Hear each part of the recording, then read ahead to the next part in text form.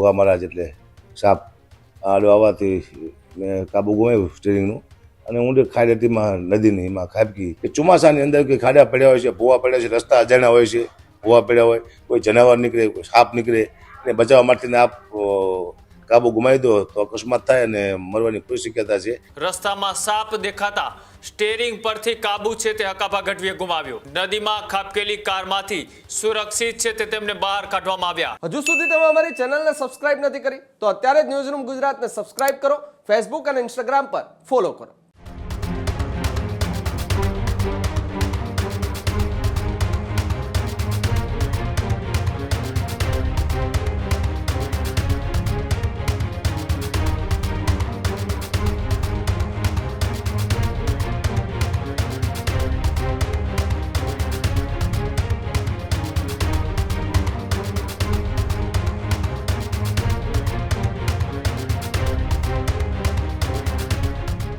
અગર વાત કરીએ જે રીતના રાજ્યના અલગ અલગ વિસ્તારોમાં એ વરસાદના કારણે એ સ્થિતિ ગંભીર થઈ છે, કેટલાક રસ્તાઓ પણ બંધ કરવાની ફરજ પડી છે, ત્યારે હાસ્ય કલાકાર હકાભા ગઢવીની કારનો પણ ગંભીર અકસ્માત થયો છે. ધાંગધ્રા નજીક ફોર્ચ્યુનર કાર એ નદીમાં ખાબકી. મોડી રાત્રે 12:30 વાગ્યે આ અકસ્માત છે તે સર્જાયો હતો. પીપળા બાયસાબગઢ વચ્ચે આ અકસ્માતની ઘટના બની હતી કે જેમાં હિંગળાજ માતાજીના દર્શન કરી અને ત્યારબાદ પરત ફરતી વખતે આ અકસ્માત છે તે સર્જાયો હતો. રસ્તામાં સાપ દેખાતા સ્ટેરિંગ પરથી કાબુ છે તે હકાભા ગઢવીએ ગુમાવ્યો. હકાભા ગઢવીનો અકસ્માત બાદ બચાવ કરવામાં આવ્યો. મિત્રોની સતર્કતાથી હકાભાનો જીવ છે તે બચ્યો. નદીમાં ખાબકેલી કારમાંથી સુરક્ષિત છે તે તેમને બહાર કાઢવામાં આવ્યા. અકસ્માત બાદ હકાભા ગઢવીની પ્રથમ પ્રતિક્રિયા પણ સામે આવી છે. માતાજીની કૃપાથી હું બચી ગયો હોવાની વાત પણ કરી. હિંગળાજ માતાજીના આશીર્વાદથી મોટી દુર્ઘટના છે તે ટળી છે. હકાભાએ ચોમાસામાં સાવચેત રહેવા માટે લોકોને પણ છે તે તેઓએ અપીલ કરી. આજે આખો અકસ્માતનો ઘટનાક્રમ હતો તેને લઈ હકાભા ગઢવીએ પ્રતિક્રિયા આપતા શું કહ્યું આવો જોઈએ. અમે ગયા હતા હિંગળાજમાનું મંદિર છે પીપળા એટલે બૈસાબગઢથી જવાય અને હિંગળાજમાના દર્શન કરીને વર્તા વેરા અને 50-60 સ્પીડમાં મારી ગાડી હતી અને વચમાં ભોગા મહારાજ એટલે સાપ આડો આવવાથી મેં કાબુ ગુમાવ્યું સ્ટીરિંગનું અને ઊંડે ખાઈ રેતીમાં નદીની એમાં ખાબકી. સીધી જ ગાડી એટલે બચી ગયા, બાકી જો પલટી મારી જાય તો બચવાને કોઈ સ્કોપ હતા નહીં. પણ પાછળ 500 ફૂટ જેવી મારી ખ્યાલથી શેરી છે ગાડી છેટી. એ 3-4 ભાઈબંધો તો આવી ગયા અને સીધા અંદર પડ્યા, જોયા વિના કાંટા છે શું છે અને અમને બહાર કાઢવાની પૂરી કોશિશ કરી અને થોડુંક સાતીના ભાગમાં વાગ્યું એવું લાગ્યું મને સ્ટેરિંગ. પણ અત્યારે કંઈ દુખતું નથી, નીટાણે એવું લાગ્યું અને પગમાં થોડી કળ ચડી જતી. મને કે પગ ફેલ થઈ ગયો પણ એવું કંઈ હતું નહીં. પણ બચાવ થઈ ગયો માની કૃપાથી. કોઈ કામ લાગી ગયું, ખેડૂતના આશીર્વાદ હોય, માની કૃપા હોય, કોઈ ગરીબ માણસ ભૂલથી કંઈ કામ થઈ ગયું આપણું, કોઈ 2 શબ્દ હારા બોલી ગયા હોય તો આ બધું કામ વસ્તુ કરતી હોય છે. કઈ રીતે આપનો બચાવ થયો?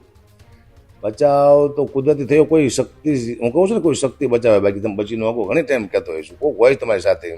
હા, બચવું મુશ્કેલ હતું કારણ કે કાચ બાંધો તો બચવું મુશ્કેલ હતું કારણ કે કાચ પછી બહાર કોઈ ફોડી વખત નહીં, નીકળી ન વખત. અને પાછળ જો ગાડી ન હોત તો પૂરું થઈ જતી ભાઈ. આ ધીમે ધીમે ગાડી તો ધસતી જતી હતી.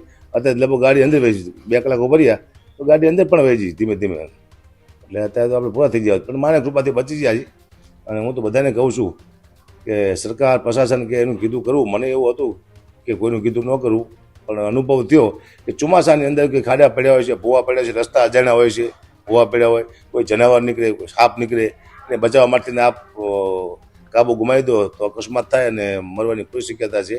તમારા બાળકોને બચાવવા માટે, તમારા પોતાના જીવને બચાવવા માટે સરકાર અથવા પ્રશાસનની તમે વાત માની એ મને આજ ખબર પડી. ક્યાં જઈ રહ્યા હતા? હું જો તો હિંગળાજમાં માતાજીના દર્શન કરવા માટે હિંગળાજમાં અને વર્તા વેલો પછી થયું. જે રીતે બચાવ થયો ત્યારે સ્તુતિ તો એક જ સ્તુતિ હિંગળાજમાંની છે. હિંગળાજમાં બોલ્યા રાખું પ્રચંડ દંડ બાહુ ચંદ્ર જાવ ગણેન્દ્ર ભૈરવી ભજંગ કેશી કુંડલા કંઠલા મનો હરિ નિકંદ કામ ક્રોધ દૈત અશ્રુકાલ મર્દની નમસ્તુ માત હિંગળાજ નિર્મળા અંજની રક્ત સિંહાસની સાવધાન શંકરી કોઠાર કડપ કપ્રદાર કરદલન મહેશ્વરી નિશુંભ શુંભ રક્ત બીજ દેતે જય ગજની નમસ્તુ માત હિંગળાજ નિર્મળા અંજની જવાહિરત બેલકેલ સર્વકર્મ બોલને બાલી બાલચંદ કે પુષ્માલે મેખલી ચંડ મુટ ગજની સુનંદ બિંદ વાસ્તી નમસ્તુ માત હિંગળાજ નિર્મળા અંજની જય હિંગળાજ માં. ખેડૂત ભાઈઓ છે એ ખેતરમાં ડ્રોન ઉડાવતા હોય છે ત્યારે આપણે એક પ્રશ્ન સતાવતો હોય છે કે જે આપણે અત્યાર સુધી જીપીએસ ટેકનોલોજીવાળા ડ્રોન વાપર્યા છે, જેથી કરીને મોબાઈલ ટાવર છે અથવા તો હાઈ ટેન્શન લાઇન પસાર થતી હોય, કોઈ વૃક્ષો હોય, ત્યારે જે જીપીએસ ટેકનોલોજીવાળા ડ્રોન છે એમાં ટકરાય અને ટ્રેસ થાય છે. પણ એગ્રીવન લાવ્યું છે GNSS ટેકનોલોજી ડ્રોન, જેથી કરીને એ ડ્રોન છે એ કોઈ જગ્યાએ ટકરાય નહીં, પોતાની રીતે જ ડિસિઝન લે છે ને મૂવ થઈ જાય છે, જેથી કરીને GNSS ટેકનોલોજી ડ્રોન છે એ વાપરવાનો આગ્રહ રાખો. ત્યારે જ ન્યૂઝરૂમ ગુજરાતની યુટ્યુબ ચેનલને સબસ્ક્રાઇબ કરો અને ઇન્સ્ટાગ્રામ અને ફેસબુક પર ફોલો કરો. અપડેટ રહો, સત્યની સાથે રહો.